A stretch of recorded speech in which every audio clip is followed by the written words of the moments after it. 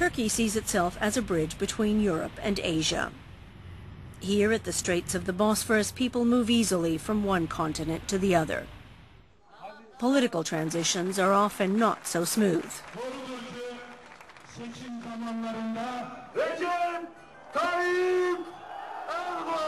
Elections went off without a hitch, but the campaign was heated and often bitter and showed rifts within the society, divisions between religious and secular, traditional and modern. On the surface, a major issue is the symbolism shown by the Islamic headscarf. But at the core is Turkey's identity and its very foundation as a modern, secular state. Political activist İdil Özel is a staunch secularist. I don't think there is really a divide within the Turkish society, but I think AKP government poses real threats against the secular system. Secularists like Özel espouse a Kemalist doctrine. They want Turkey to stay on a course set by the country's founder, Mustafa Kemal Atatürk, who insisted on a strict division between religion and the state. This country was founded by Atatürk. We have seen the Enlightenment era brought by Atatürk, and we want to go on the road of Kemalism. We do not need any moral police forces to tell us, oh, you know what you're wearing, it's against Islamic rules, so instead of God, I am here to punish you and to tell you how to live your life. Political columnist Mustafa Akyol downplays such fears. He believes a greater role for religion does not threaten the principles of Atatürk.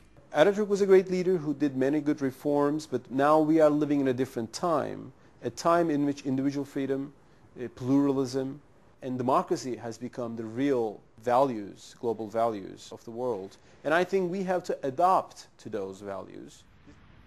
Zehra Taskizin-Liolu agrees. She sees herself as a modern Muslim.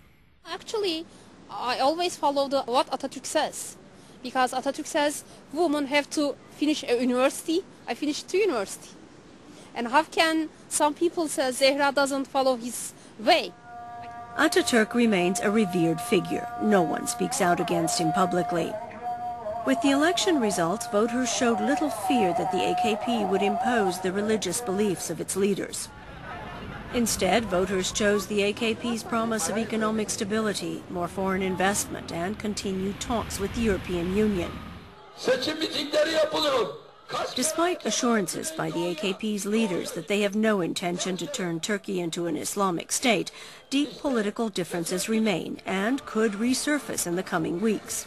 Choosing a president will be the first test of the new parliament, says political scientist Ali Çarkoğlu. If the elites, the parliamentary elites, fail to cooperate on that first issue, it's likely that we're going to have another election. But, I mean, although this is likely, it's a very small likelihood.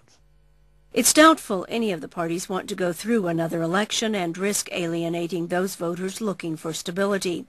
Despite their solid victory, the AKP does not have the necessary 2/3 majority in parliament to push through its presidential choice.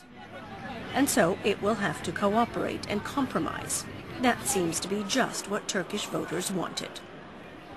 Sonia Pace, VOA News, Istanbul.